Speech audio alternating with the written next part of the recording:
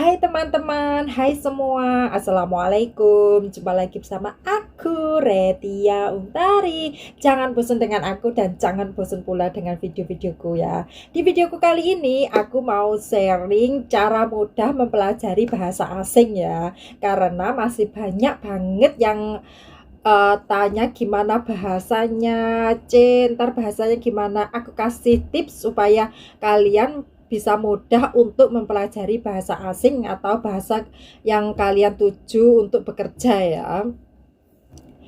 Bagi aku ya, pertama-tama kalian harus memiliki semangat, niat, dan kemauan. Jika kalian tidak memiliki itu, pasti kalian akan merasa sulit untuk mempelajari bahasa tersebut. Karena kita baru mau mulai mempelajari bahasa yang belum kita kenal sama sekali.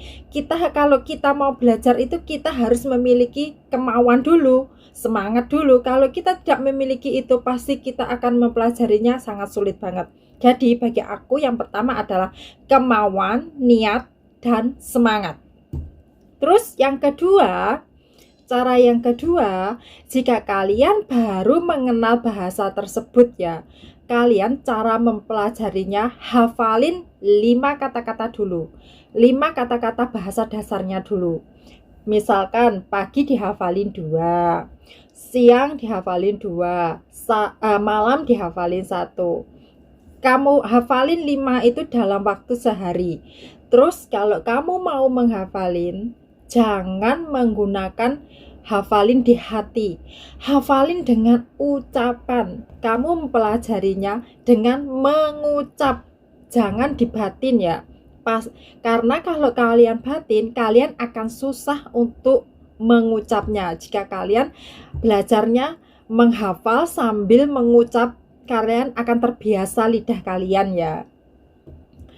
Jadi yang kedua itu kalian hafal 5 kata-kata dulu dalam waktu sehari. Pokoknya kalau kalian baru mengenal, jangan hafal terlalu banyak karena 5 itu udah banyak bagiku kalau bagi yang baru mengenal ya, baru mengenal bahasa tersebut. Misalkan malam udah hafal ya. Misalkan malam udah hafal itu, kamu ucapin terus kata-kata 5 kata-kata itu dalam bahasa Kantonis atau bahasa Mandarin atau bahasa Inggris itu 5 kata-kata itu kamu selalu ucapin ya. Terus besoknya kamu baru praktekin dengan teman kamu. Misalkan kamu lagi makan sama teman kamu ya. Kamu coba deh ngomong dengan bahasa Kantonis yang udah kamu pelajari itu tadi. Pasti akan cepat untuk kamu mengucapkan cara pengucapan lidah. Terus teman kamu pun juga akan merasa cepat untuk mendengar ucapan Kantonis itu tadi ya. Pokoknya harus ada ucapan gitu, ada praktekkan gitu. Kalau kamu cuma mempelajarinya dalam hati, nggak kamu ucapkan, pasti akan sulit, kamu pasti akan asing untuk mendengarnya. Terus lidah kamu pun akan merasa sulit untuk mengatakan, untuk mengucapkan bahasa tersebut.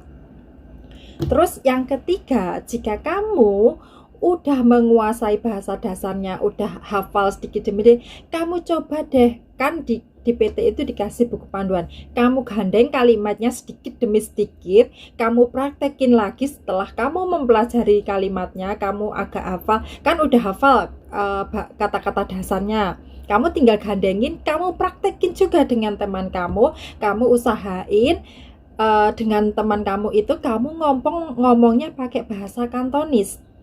Pokoknya belajar bahasa itu harus sering diucap, harus sering dipraktekin dengan teman.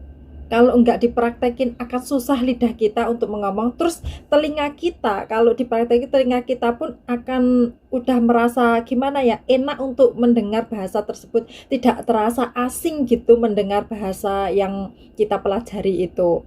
Jadi kalau mempelajari bahasa asing itu sebenarnya ya agak mudah-mudah gampang, apalagi bahasa Kantonis yang mau ke Hongkong ya. Bahasa Kanton itu banyak banget bahasa yang pengucapannya sama, beda arti. Kalau bisa bahasa yang pengucapannya sama, beda arti itu bener-bener dipahamin. Entar supaya kalau sampai di sini kalian sedikit-sedikit udah paham. Entar jangan sampai di PT kalian masalah bahasa aku enggak udahlah aku pelajari sedikit-sedikit. Entar sampai di sini kalian nggak bisa bahasa kayak aku. Contohnya pengalamanku ya, ini pengalaman aku sendiri sampai sini. Aku itu nggak bisa bahasa Kantonis ya sampai sini itu. Aku nggak bisa bahasa Kantonis. Aku susah berkomunikasi sama majikan karena majikan juga tidak bisa bahasa Inggris. Dan sedangkan aku cuma menguasai bahasa Inggris. Jadi kalau mau bekerja ke luar negeri itu bagi aku ya maupun udah X Hong Kong, maupun udah X Singapura, udah X Taiwan, kalau kita mau bekerja ke tujuan, misalkan aku X Singapura ya, terus aku mau bekerja ke Hong Kong, jadi aku harus pelajari bahasa Hong Kong itu. Aku nggak harus mengandalkan karena aku udah bisa bahasa Inggris, aku nggak mempelajari bahasa Hong Kong. Jangan, kalian pasti akan sulit karena di Hong Kong di sini bahasa utama adalah Kantonis. Kalaupun mau pergi ke pasar juga menggunakan Kantonis. Di pasar banyak yang nggak bisa bahasa Inggris karena di pasar kalau beli banyak yang menggunakan bahasa Kantonis. Jadi bagi aku ya, kalau udah X pun harus mempelajari bahasa yang negara yang kita tuju untuk bekerja itu ya. Aku sendiri contohnya, aku udah bisa bahasa Inggris, tapi ya aku belum bisa bahasa Kantonis. Aku komunikasi sama majikan itu aku susah. Terus akhirnya apa? Aku di intermediate. Ya ampun, kalau bisa jangan sampai di intermediate, karena kita bekerja ke sini itu berniat kalau bisa sampai finish 2 tahun, karena rasanya sakitnya di sini kalau di intermediate itu ya. Jangan sampai menular ke kalian ya. Kalau bisa, bahasa itu bagiku sangat penting karena aku pernah di intermediate karena nggak bisa bahasa Kantonis.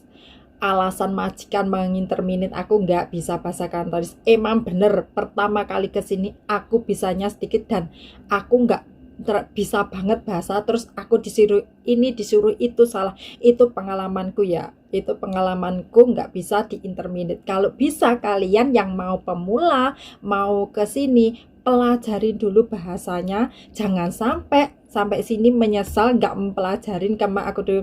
Bener, di sini ntar akan bisa cara sendiri, tapi bahasa dasarnya itu kalian harus mempunyai bekal bahasa dasar. Terus kalian usahain sering mendengar pengucapan bahasa Kantonis supaya kalian tidak asing untuk mendengarnya ya, supaya udah terbiasa untuk mendengar bahasa Kantonis atau bahasa yang lain ya, atau bahasa yang negara yang kalian tuju untuk bekerja. Kalau bisa usahain sering bercakap dengan teman kalian di PT gitu supaya kalian tidak asing ya.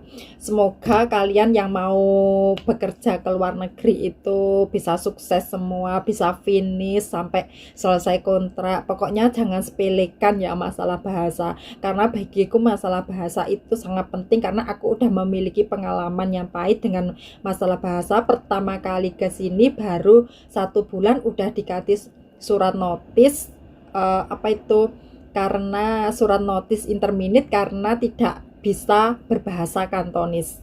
Jadi bagi aku bahasa Kantonis itu penting banget. Jadi bagi pemula yang mau bekerja ke luar negeri, pelajarilah bahasa yang kalian tuju untuk bekerja itu ya. Meskipun kalian udah memiliki bahasa, udah mempelajari bahasa Inggris atau bahasa Kantonis gitu ya. Misalkan aku sekarang menguasai bahasa Kantonis, aku mau bekerja ke Taiwan gitu ya, aku juga harus mempelajari bahasa Taiwan. Bahasa Taiwan kan Mandarin, aku juga harus pelajarin karena kalau di pasar pasti Mandarin juga, karena di Taiwan pun juga pasti bahasanya akan Mandarin. Nah itu contohnya, nggak bisa disepelekan bahasa karena bahasa sangat penting ya. Sampai di sini penjelasan dari aku, semoga bermanfaat buat kalian dan ambil sisi positifnya, buang sisi negatifnya ya.